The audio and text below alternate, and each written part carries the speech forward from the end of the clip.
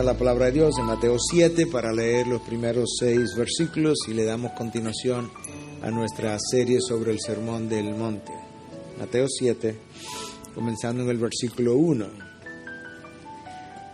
No juzguéis para que no seáis juzgados, porque con el juicio con que juzguéis seréis juzgados, y con la medida con que midáis se os medirá. ¿Y por qué miras la mota que está en el ojo de tu hermano y no te das cuenta de la viga que está en tu propio ojo? ¿O cómo puedes decir a tu hermano, déjame sacarte la mota del ojo cuando la viga está en tu ojo? Hipócrita, saca primero la viga de tu ojo y entonces verás con claridad para sacar la mota del ojo de tu hermano. No deis lo santo a los perros, ni echéis vuestras perlas delante de los cerdos, no sea que las huellen con sus patas y volviéndose os despedacen. Padre, gracias por estas palabras sobrias acerca de la manera como nosotros no debemos hacer las cosas. Te pedimos, Dios, que tú nos des un espíritu sensible al escuchar estas palabras. Te pido que mi mente pueda ser guiada por tu verdad y por el mismo espíritu a través de estas verdades, Dios, y que nosotros podamos salir de aquí transformados. Te lo pedimos en tu nombre. Amén. Amén. Voy a hacer este ejercicio por tercera vez hoy, ¿cuántos de los que estamos aquí nos consideramos enjuiciadores? Me voy a poner los lentes porque eso no fue una pregunta retórica. Okay, bueno, la mayoría no levantó la mano, lo cual es sorprendente, porque no ha habido un ser humano que haya pisado la faz de la tierra que no haya sido, no vaya a ser y no sea un enjuiciador. Es una imposibilidad ser un ser humano y no ser enjuiciador. Lo que varían son las circunstancias, las intensidades, las frecuencias. Pero como vamos a ver a lo largo de todo el sermón, este es uno de los pecados universales de la raza humana. Lo único que usted necesita para ser un enjuiciador es ser un ser humano. Lo peor de todo, como el ejercicio mostró, es lo siguiente. Déjame leerte este párrafo de un libro que estaba leyendo que se llama How to Make Judgment Without Being Judgmental. Cómo hacer juicio sin ser enjuiciador. El primer capítulo del libro, el capítulo se llama Tú eres un enjuiciador y yo soy un enjuiciador. De manera que aquí habemos muchos que no lo hemos visto así todavía, y es por eso que el autor escribe esto. Escucha. Un aspecto desafortunado de la vida es que frecuentemente las personas que más necesitan cuestionarse a sí mismas no lo hacen. Las personas que más necesitan cuestionar su opinión no lo hacen. Y las personas que más necesitan respetar los límites de otros invadirán estos límites y forzarán sus opiniones, ya sea que las queramos o no. Ese autor describe el mal del cual Israel no pudo ser curado después de 40 años en el desierto. Es interesante porque este pasaje ha sido usado por incrédulos para justificar su incredulidad y tratar de robarle a todo el mundo el derecho de poder cuestionar sus planteamientos. Ha sido usado por creyentes para justificar su pecado y querer hacer exactamente lo mismo, querer quitarle a todo el mundo la posibilidad de cuestionar sus acciones pecaminosas. Pero también ha sido usado correctamente para enseñar, para sanar, para eliminar lo que es el espíritu de legalismo y enjuiciador típico de la raza humana. Si nosotros somos honestos, este pasaje tiene mucho que decirnos porque nosotros violamos este pasaje por lo menos semanalmente, si no diariamente. La razón por la que nosotros no lo vemos es porque, como usted puede notar, yo estoy aquí predicando y esto me está costando un esfuerzo y por eso yo estoy consciente del esfuerzo que estoy haciendo. Cuando yo estaba estudiando y preparando esto, eso me costó otro tipo de esfuerzo. Por tanto, yo estaba consciente de lo que estaba haciendo. El problema con el juicio que pasamos es que es tan natural para nosotros como la acción de respirar. Por tanto, yo no me doy cuenta. Pero nosotros vivimos viendo el mundo, reaccionando ante el mundo, haciendo juicios que otros escuchan, haciendo juicios que solamente yo escucho, haciendo juicios que yo regurgito y me hablo a mí mismo, y en otras ocasiones simplemente de actitud.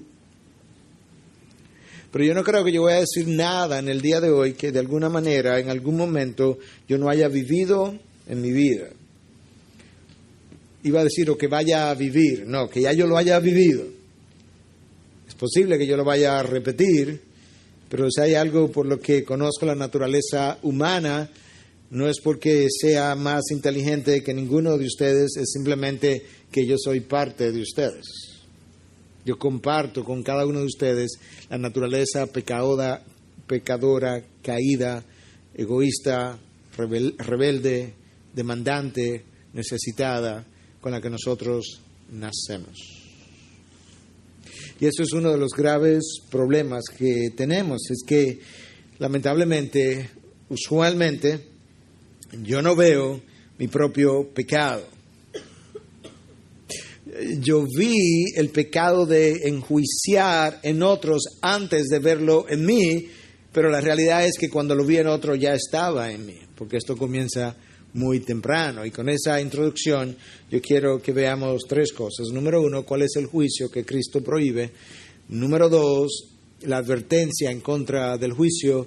Y número tres, ¿qué nos convierte en hipócritas a la hora de enjuiciar? Comencemos con el primero. ¿Cuál es el juicio que Cristo prohíbe? La palabra que es traducida como juzgar, juzguéis, en el griego es kritikos. Es una palabra que puede significar discernir o juzgar. De tal forma que no necesariamente la acción de kritikos es una negativa. No, puede ser positiva, puede ser necesaria, puede ser algo que la palabra misma nos esté animando a hacer. La pregunta que yo tengo que hacerme para comenzar, cuando Cristo pronunció estas palabras, ¿a quién se estaba dirigiendo? Porque Él tenía una audiencia de frente, Él tenía a personas en su mente, y si bien es cierto, por ejemplo, que esto es un pasaje que nosotros usamos en consejería, yo no puedo perder de vista que Cristo no estaba dando consejería cuando Él usó este pasaje. Él predicó un mensaje a una audiencia. Y luego le encontramos su aplicación. Cuando Él pronunció estas palabras, Él acababa de decirle a la misma audiencia que que cuando debieran dar de una manera que la mano derecha no se enterara de lo que la mano izquierda, o la izquierda no se enterara de lo que la mano derecha estaba haciendo.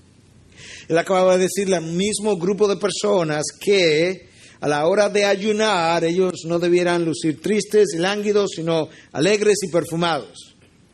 Él acababa de decirle a esas mismas personas que a la hora de orar, que no se pararan en las plazoletas públicas a orar para que los hombres los vieran. Y en ese contexto, entonces, Cristo, hablándole a una audiencia que estaba acostumbrada a juzgar conforme a la sabiduría humana, a la tradición humana, conforme a la apariencia y en buen dominicano la fanfarronería, Cristo le dice a esa misma audiencia acostumbrada a mirar a alguien lánguido y decir, wow, está ayunando, qué piadoso. O ver a alguien pararse y orar públicamente y decir, wow, qué piadoso ese hombre. Entonces a esa audiencia le dice, no juzguéis. Esa es la audiencia que cuando no veía esa cara lánguida y cuando no veía a otros orar en público, concluía que esa persona no era piadosa, y Cristo le está diciendo a ellos, no juzguéis. De manera que yo necesito recordar que estas palabras salieron probablemente como un proyectil al corazón de aquellas personas a quien Cristo le dijo, oye, cuando vayas a orar, métete en tu closet. Y cuando vayas a ayunar, perfúmate. Imagínate que tú hubieses estado allí escuchando estas palabras. Esa es su audiencia, esa es su aplicación inmediata, pero sin lugar a duda, dado el resto de lo que la palabra tiene que decir, Cristo tuvo que habernos tenido a cada uno de nosotros en mente también a lo largo de los siglos. Porque en múltiples pasajes la palabra nos manda a no juzgar de la manera que Cristo nos está ordenando aquí. Ahora, yo necesito entender que esta no es una prohibición absoluta a pasar juicios, porque cuando tú lo miras de esa forma, tú no pudieras ni vivir, ni hacer iglesia, ni vivir en la sociedad realmente. Cuando tú entrevistas a alguien, por ejemplo, y le dices, mira hermano, tú no estás listo para bautizarte, yo tuve que evaluar su testimonio, su obrar, yo tuve que evaluar si estaba listo o no, y luego pasar un juicio y decir, no estás listo. Cuando tú haces disciplina pública en la iglesia, tú tienes que evaluar el testimonio de la persona, los hechos, y tú tienes que pasar un juicio al final y determinar si va a ir a disciplina pública o no. En la sociedad nosotros necesitamos cortes judiciales. León Tolstoy, aquel novelista ruso famoso, autor de la gran obra aquella Guerra y Paz, leyendo el Sermón del Monte, pensó que este sermón había que aplicárselo a la sociedad y llegó a la conclusión errada de que nosotros no debíamos tener cortes judiciales para no vivir juzgándonos unos a otros. Qué ingenuo Tolstoy. Si esto representara una prohibición absoluta en contra del juicio, ¿qué yo hago con el versículo 6? No deis lo santo a los perros, ni echéis vuestras perlas delante de los cerdos, no sea que las huellen con sus patas y volviéndose os despedacen. ¿Qué hago con eso? Porque para yo no darle las perlas, la palabra de Dios, a aquellos que Cristo llama perros y cerdos, yo tengo que medir, valorar y decir, estos parecen ovejas y estos parecen perros y cerdos. ¿Quiénes eran ellos? Aquellos que abiertamente se habían opuesto al Evangelio y estaban de hecho bajo juicio de Dios en ese momento. Y Cristo dice, no pierdas tu tiempo, ya ellos están enjuiciados.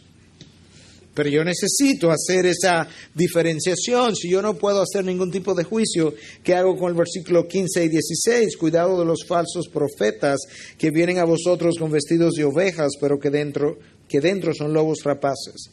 Por sus frutos los conoceréis. ¿Acaso se recogen uvas de los espinos o higos de los abrojos? Para yo saber quiénes son los verdaderos maestros y los falsos maestros, para yo conocerles unos a otros por sus frutos, yo voy a tener que hacer una evaluación de sus vidas, sus frutos, sus enseñanzas.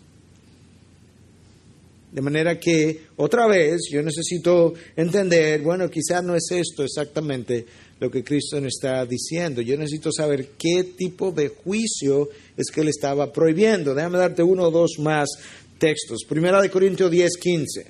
Os hablo como sabios, juzgad vosotros lo que digo. Pablo dice, juzgad lo que yo digo, hagan juicio de mis enseñanzas.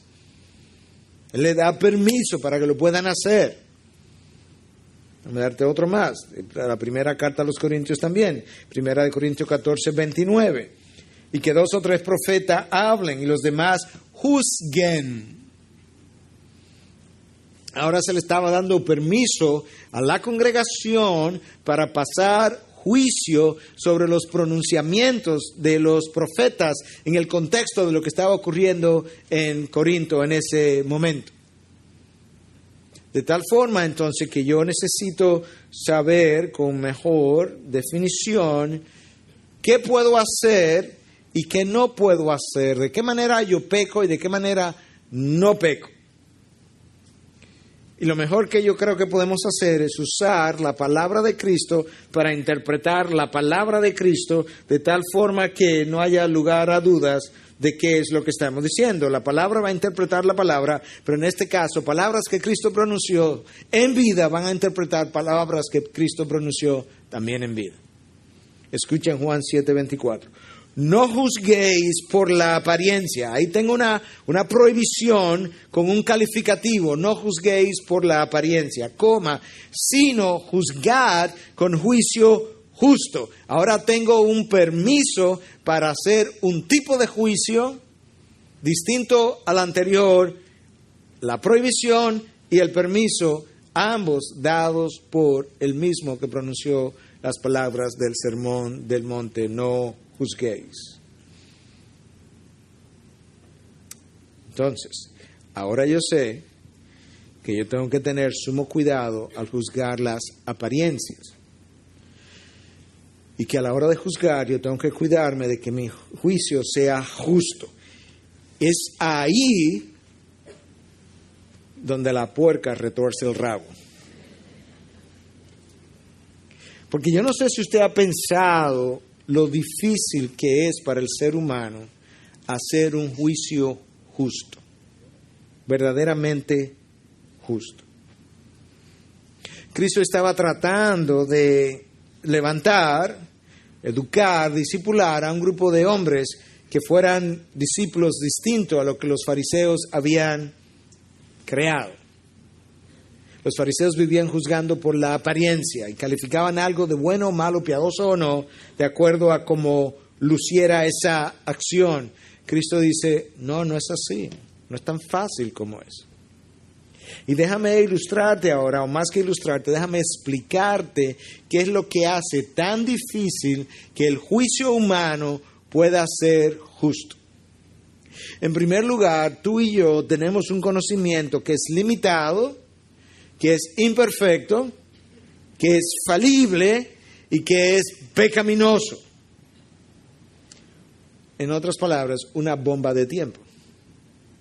Porque tienes un conocimiento que no solamente es limitado, pero su límite no es perfecto, es imperfecto, es falible y es pecaminoso, está teñido por el pecado. Eso va a dificultar mi juicio justo. En segundo lugar, usted y yo nunca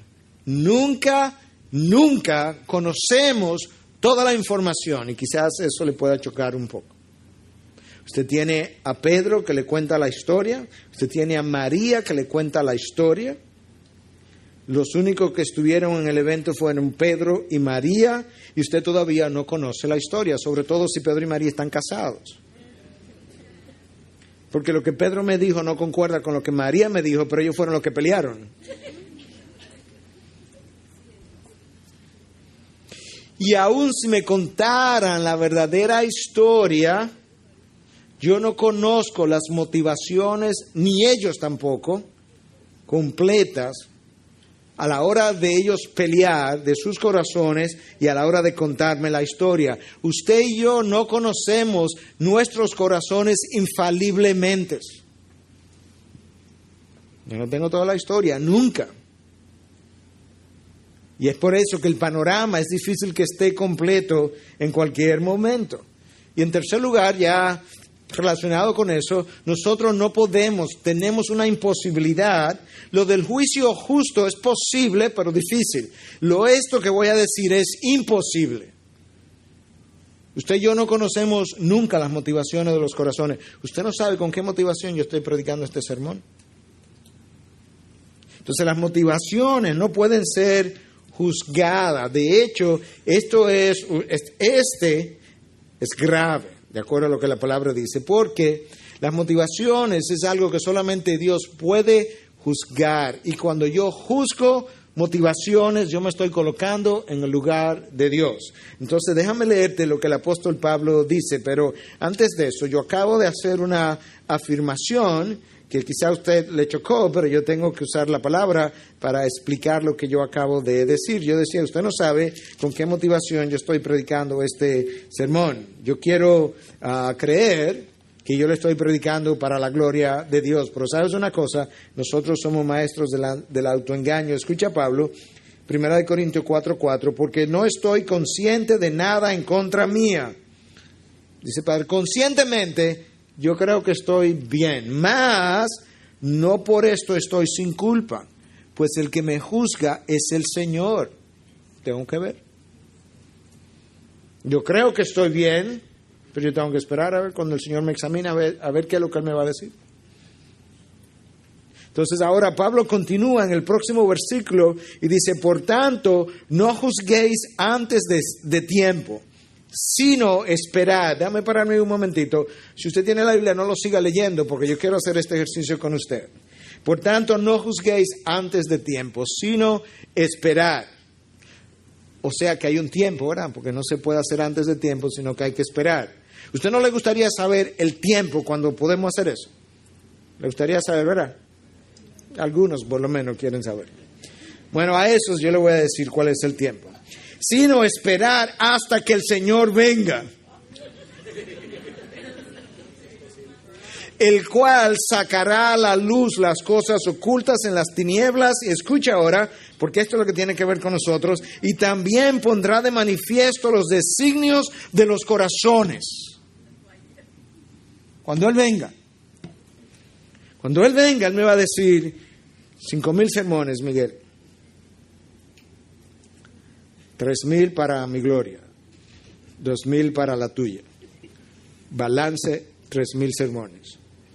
Pero yo prediqué 5,000 sermones, aquí arriba se oyeron 3,000. Una ilustración. Y entonces cada uno recibirá su alabanza de parte de Dios. Ahora, hermanos, creo que ya lo dije, pero no estoy seguro ahora qué dije cuándo. No hay nada aquí que yo no haya hecho, cometido en el pasado o en el presente. Porque esto tú lo haces a veces sin darte cuenta. De manera que mucho de lo que yo estoy diciendo no es simplemente porque la Biblia lo avala, es que yo lo he vivido. Y usted también, si fuera honesto. Lo único que le dio miedo al principio. Cuando tú juzgas las motivaciones, tú comienzas a ver cosas en el otro que usted no sabe si están ahí. Y tú comienzas a llenarte de miedo. Y te vuelves sospechoso. Todo es, lo dijo porque, lo hizo porque. Y te vuelve medio paranoico cuando eso se prolonga. Porque ahora tú estás todo el tiempo no solamente juzgando las intenciones de los demás, sino sintiéndote juzgado por los demás. Y eso como que está ahí contigo y no se te va. Cristo dice, si tú vas a hacer un juicio, necesitas hacer un juicio justo, sano, balanceado, no prejuiciado. Y eso es uno de los problemas. Cada uno de nosotros está prejuiciado en una dirección. Se lo voy a ilustrar de la mejor manera posible. Algunos de ustedes me han afirmado, me han abrazado, me han dicho que me aman. Ustedes están prejuiciados favorablemente en mi dirección. Qué bueno. Pero Dios no está favorablemente prejuiciado en favor de nadie. Él mira con juicio justo. Él sabe. Entonces eso dificulta el que nosotros podamos hacer un juicio como Dios lo hace. Hay algunas cosas que nos van a ayudar a entender qué puedo hacer, qué no debo hacer y cuándo yo crucé la línea. Pero recuerden que nosotros tenemos una naturaleza que es pecaminosa, que es demandante, que es egoísta y que está lleno de autojusticia. Entonces, leyendo este libro, no es un libro muy extenso, pero es bastante bueno, cómo hacer juicios sin ser enjuiciador, el autor hace una diferenciación que quizá no se vea tanto en español, pero yo voy a tratar de hacer lo que usted lo pueda entender igual. Él diferencia lo que él llama critical thinking, que le voy a llamar pensamiento crítico. Lo voy a definir de una vez para que usted sepa de qué estoy hablando. La habilidad de revisar información, procesarla, encontrar su aplicación, llevarlo a la práctica, en buenas palabras, discernimiento. Critical thinking. Eso es lo que se supone que la universidad debe desarrollar en usted. Es más, la educación secular y la educación cristiana debieran hacer lo mismo. De eso es que se quejan los educadores modernos cuando dicen que la educación contemporánea no estimula el pensamiento crítico en los estudiantes porque o es muy superficial o es un embotellamiento. Esa ha sido una de mis quejas en la enseñanza cristiana también. Entonces eso es pensamiento crítico. El autor entonces de este libro al cual estoy haciendo referencia dice, él quiere diferenciar eso de lo que es pensar críticamente. Y él hace una observación que a pesar de lo mucho que he leído en esta área, nunca lo había visto en estos colores. Él dice que el pensamiento crítico, la habilidad de procesar información, aplicarla y demás, discernir, es un proceso lógico, no es emotivo. Usted lee algo y dice, bueno, eso no sirve. Mira qué disparate eso. Y te vas, y más nunca vuelve a pensar en eso. Para diferenciarlo entonces de pensar críticamente, que es un proceso emocional, donde tú evalúas algo o alguien o la acción de alguien y tus emociones comienzan a levantarse, a sentirte molesto, irritado, airado, al tú considerar la opinión contraria y como que eso persevera contigo. Y el autor entonces agrega y dice que tú permaneces intranquilo hasta que tú logras demoler al otro. ¿Cómo lo demolemos? Hasta que podamos, ¡boom!, hablarle. O hasta que nosotros podamos hablarle a otros de la persona. O hasta que nosotros en nuestros pensamientos podamos atacar y contraatacar todas las opiniones contrarias de tal forma que yo me pruebe a mí mismo que él está equivocado. Y entonces lo que ocurre es que en la medida en que eso va ocurriendo en mí, va levantando las emociones, los sentimientos, yo me voy molestando. Y ahora yo no solamente tengo pensamientos rígidos, sino que los pensamientos rígidos me tienen a mí. Quizá usted esté pensando, ¿cómo es eso de que los pensamientos rígidos me tienen a mí? Bueno, como ocurre es que si tú vas a los cielos, ahí está el pensamiento. Si tú bajas al Seol, ahí está el pensamiento. ¿De dónde huiré, oh, de ti, pensamiento? Él te persigue donde quiera que tú vas. Se vuelve omnipresente. Él es tu Dios funcional. Porque Él te controla. Y a eso es que nos estamos refiriendo. El autor dice que cuando esas cosas están ocurriendo en ti, entonces nos intoxicamos de nuestra propia perspectivas y nos volvemos impulsivos. Eso es lo que está ocurriendo. Eso es lo que Cristo está prohibiendo. Yo puedo hacer el juicio justo conforme a su verdad, a su palabra, pero tengo que cuidarme porque las condiciones de mi corazón son tales que frecuentemente el yo pasar del juicio justo al injusto, del pensamiento crítico a pensar críticamente, eso es una línea sumamente fina. Eso responde a la primera pregunta. ¿Qué puedo hacer? ¿Qué no puedo hacer? ¿Cuál es el tipo de juicio que Cristo estaba prohibiendo? Segundo punto que yo quería que viéramos es la advertencia en contra del juicio. Versículo 2, porque con el juicio con que juzguéis seréis juzgado y con la medida con que midáis se os medirá.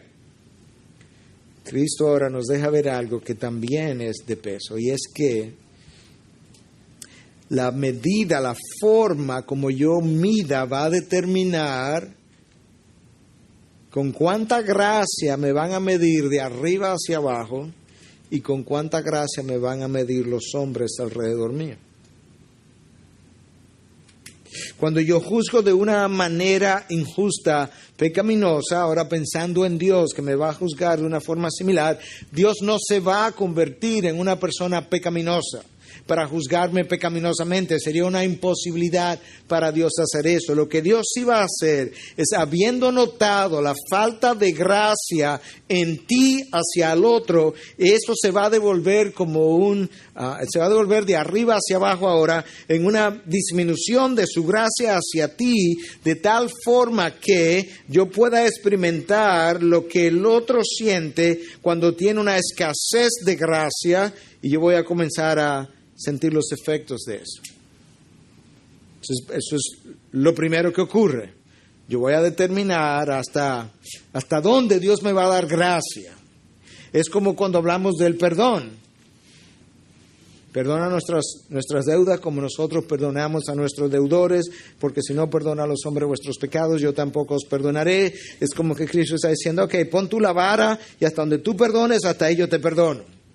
En este caso es, ok, pon tú la vara, hasta donde tú tengas gracia, hasta ahí yo voy a tener gracia contigo, pero yo no voy a pecar de la manera como tú pecaste. Ahora hay otra forma como esto está ocurriendo, es que Dios en su forma orquestadora va a hacer que la falta de gracia que yo tuve hacia mis hermanos se devuelva de mis hermanos hacia mí o de mi vecino hacia mí en la misma medida.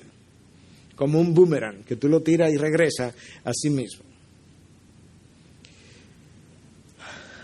Y esa es la mano de Dios, tratando de formar en mí su imagen, tratando de esculpir su imagen en mí, de quitar en mí todo lo que se parece al hombre, para que quede todo solamente lo que se parece a Dios. Si usted ha estado en consejería conmigo, sobre todo si es pareja, con toda probabilidad usted ha oído esta frase. Yo no sé si yo la acuñé, pero yo estaba en consejería un día y creo que Dios me la dio. La frase dice lo siguiente: cuando nosotros rehusamos ser instrumentos de gracia el uno para el otro, nos convertimos en instrumentos de justicia el uno para el otro. En todas nuestras relaciones. Y esa actitud de juicio es terrible y de condenación porque comienza muy tempranamente. ¿A cuáles de ustedes, su padre o su madre, se sentó a enseñar, mira hijo, así es que se condena, así es que se critica, así es que se juzga?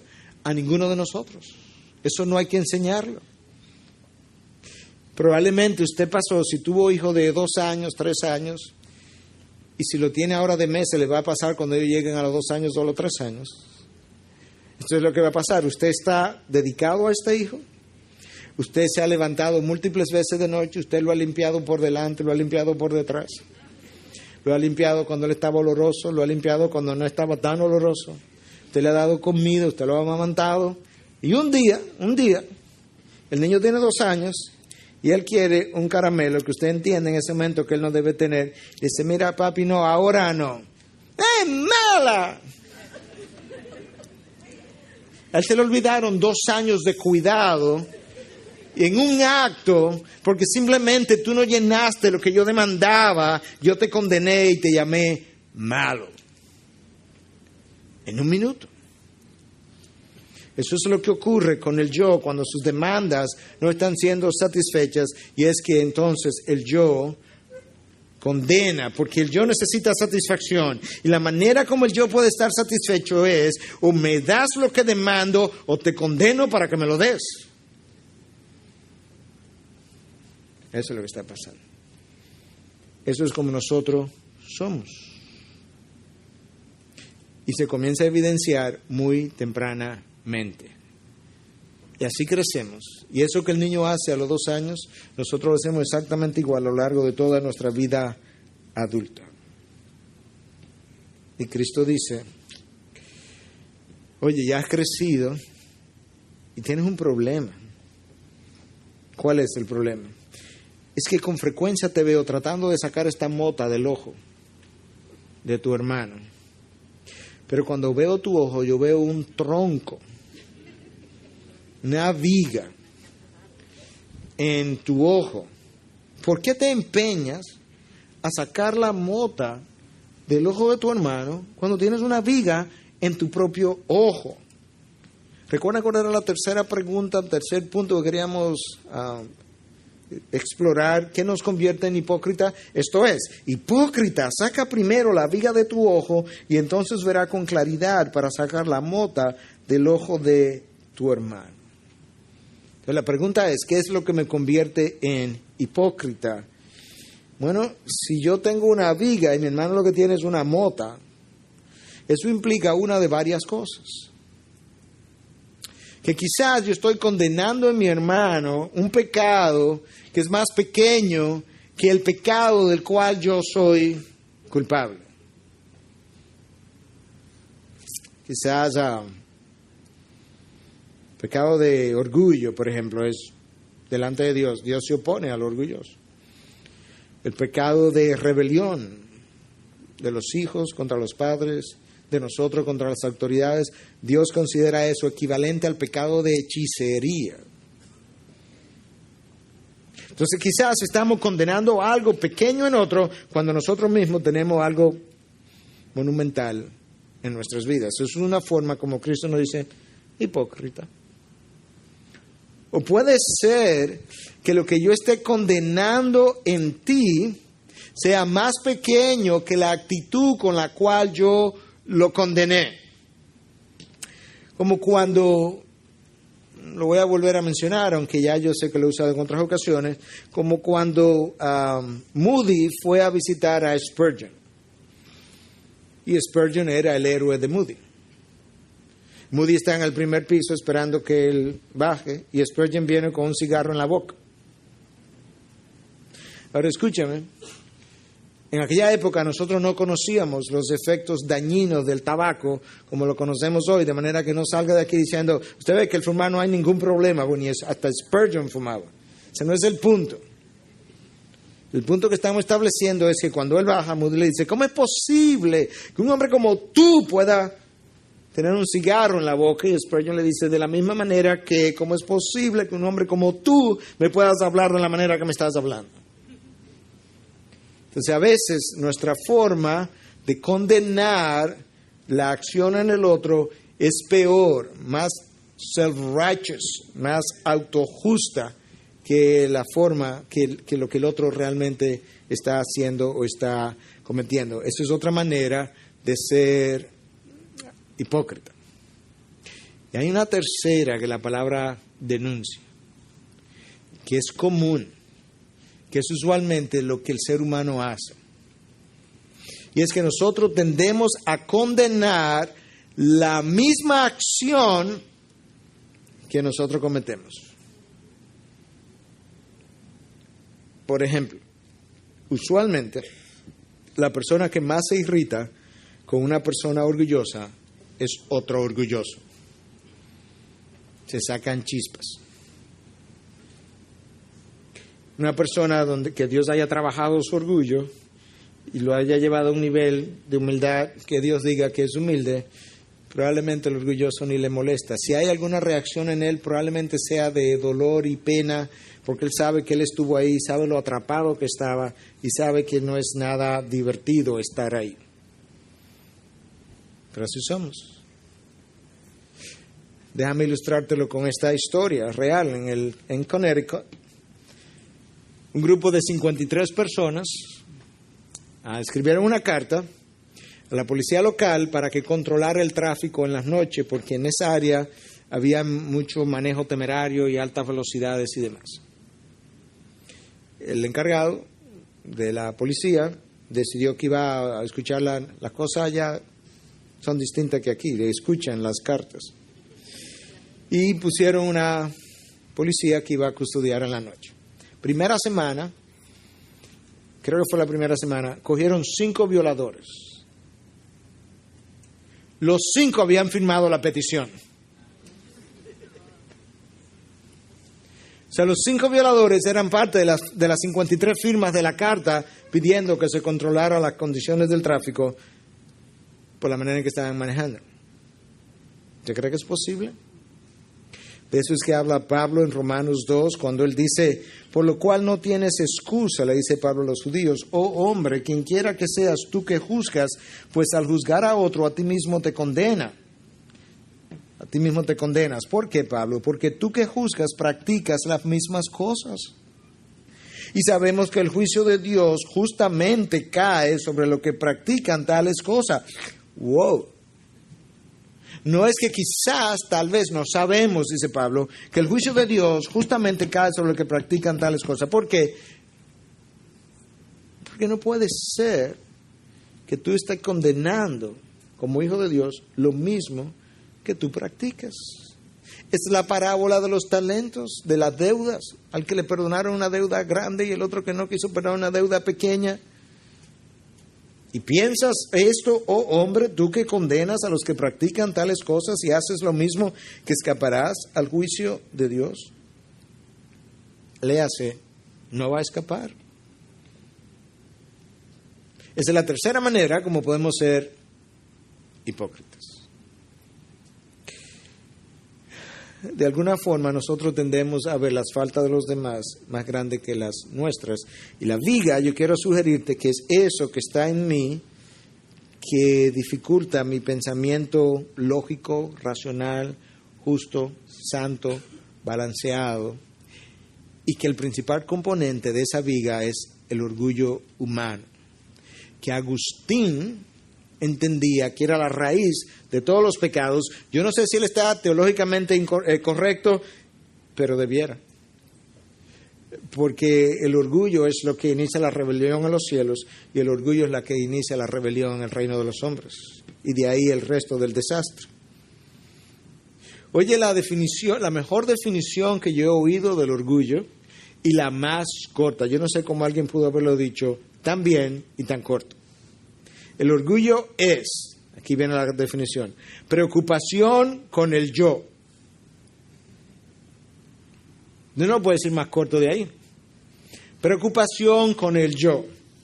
El orgullo tiene que ver con el yo, tiene que ver conmigo y tiene que ver con lo mío. Si no soy yo, por lo menos que sea conmigo. Y si no va a ser conmigo, que sea por lo menos con lo mío. Pero yo tengo que estar por ahí. Entonces el yo quiere ser satisfecho.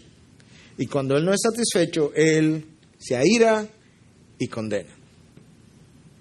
Entonces ese orgullo que juzga tiende a hacerlo a dos niveles distintos. El orgullo se siente superior en dos niveles distintos. Se siente superior en conocimiento y se siente superior en el ámbito moral. El conocimiento envanece, decía el apóstol Pablo. Pero nota que el énfasis está en que el orgullo se siente superior en conocimiento, porque el orgullo no necesita tener más conocimiento para sentirse superior. El orgullo no tiene que tener más conocimiento que el otro para sentirse superior. Te lo voy a ilustrar de dos maneras.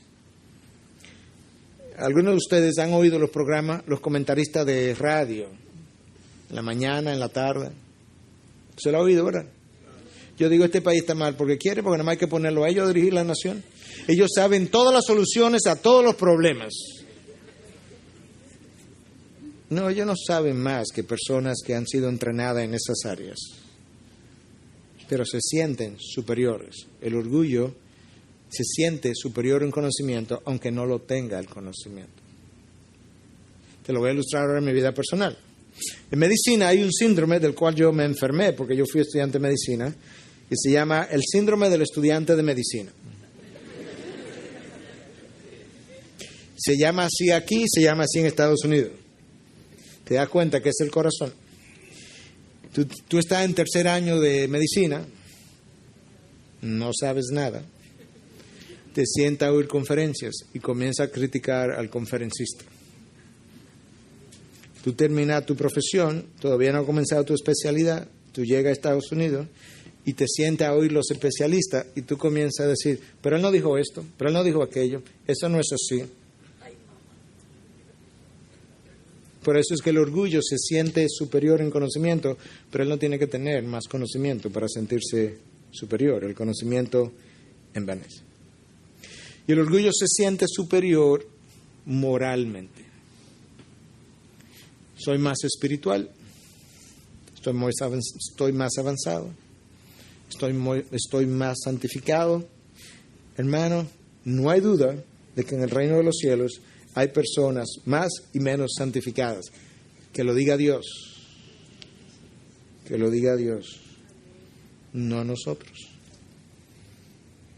Y nosotros los que somos evangélicos somos más vulnerables a sentirnos moralmente superior al hermano o al que está ahí afuera, que lo diga Dios también. No tú. Mira qué es lo que hacemos. Nosotros tomamos a una persona, lo convertimos, le inyectamos doctrina, le inyectamos conocimiento y le inyectamos orgullo, todo a la misma vez, a la vez. Como hacían los fariseos. Escucha a Cristo en Mateo 23:15. ¡Ay de vosotros, escribas y fariseos hipócritas! Porque recorréis el mar y la tierra para hacer un prosélito, y cuando llega a hacerlo, lo hacéis hijo del infierno 2 veces más que vosotros. ¿Te imaginas que tú hubieras sido un fariseo ahí, está oyendo a Cristo decir esto? O sea, tú lo haces, tú lo conviertes a tu religión y dices, ya tú eres un hijo del infierno, y tú lo conviertes 2 veces más hijo del infierno. En otras palabras, lo hace todavía con mayor autojusticia que tú mismo. Por eso se ha dicho siempre, aún en el mundo secular, que los seguidores son más radicales que los maestros. Si no lo crees, mira el grupo de los 12 y a Jesucristo. 2 de los 12 querían hacer llover fuego del cielo porque eran más radicales que Jesucristo. Tenían menos santidad, pero eran más radicales. Entonces, el primer problema al cual ya yo hice alusión es que el juicio que hacemos y el orgullo que tenemos que nos lleva al juicio no nos permite ver nuestra propia falta. Y el segundo problema, James MacDonald en su libro Señor, cambia mi actitud, hace alusión a esto. Dice, mi mayor lucha no es sufrir el dolor de la crítica, sino asegurarme de que no se me pegue la enfermedad. Porque la crítica es contagiosa. Se te pega a ti, de mí, y se me pega a mí, de ti. ¿Sí o no? Nos juntamos, alguien comienza a criticar, y como en 2 minutos y medio, el otro comienza a criticar, en otro minuto y medio, el tercero comienza a criticar, y al final nos vamos y nos sentimos todos bien, aunque no arreglamos nada. Ese es el espíritu de la crítica y de la condenación.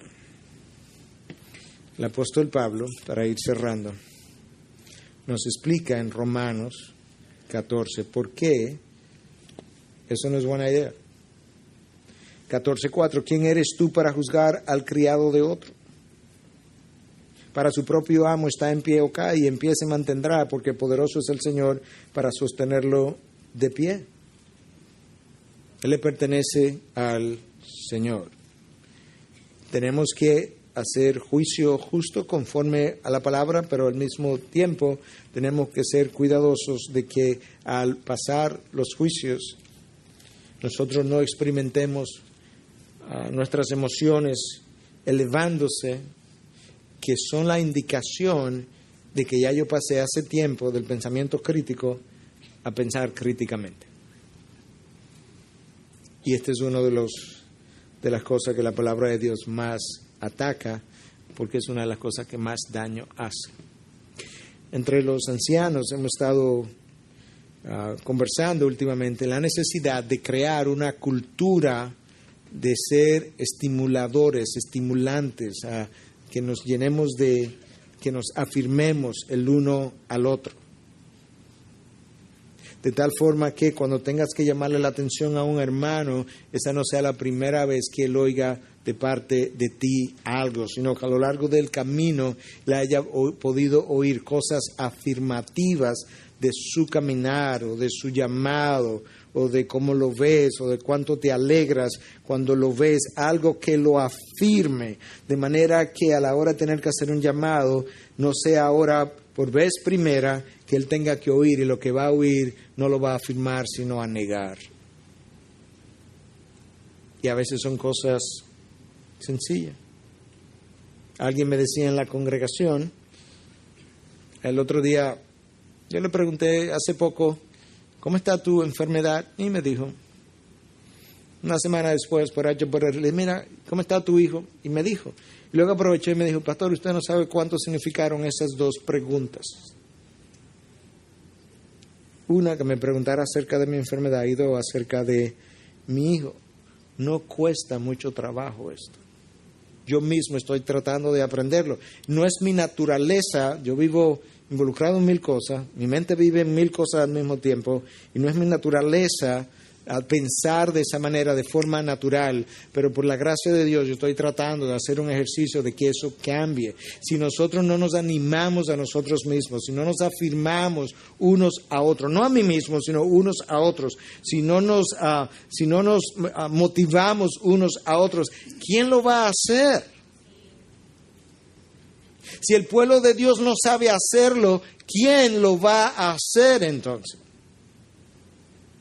Necesitamos más Bernabés en medio de la iglesia, hijos de consolación, porque literalmente nosotros vivimos bajo asedio continuo, cuando no es de afuera hacia adentro. La sociedad en que vivimos es nuestro mismo corazón que genera el asedio con nuestras emociones caídas, pecaminosas, autocondenaciones y una serie de emociones pecaminosas que destruyen mi relación con Dios. Yo tengo que luchar en contra de eso, de tal forma que yo pueda pensar continuamente en todo lo bueno, en todo lo amable, en todo lo justo, en todo lo digno, en todo aquello que tenga alguna virtud. En esto pensar, y mi caminar será distinto delante de Dios. Integridad y Sabiduría es una producción que llega hasta ustedes gracias a los aportes de individuos y empresas comprometidos con la defensa de la fe. Para más información, preguntas y comentarios, visite nuestra página de internet www.integridadysabiduría.org. En esta página encontrará información sobre la producción de este y otros recursos que ponemos a su disposición, como también las formas en las que usted puede contribuir con la producción de programas como estos. Les invitamos nuevamente a visitar nuestra página de internet www.integridadysabiduría.org. Será hasta la próxima, cuando nos reencontremos con Integridad y Sabiduría.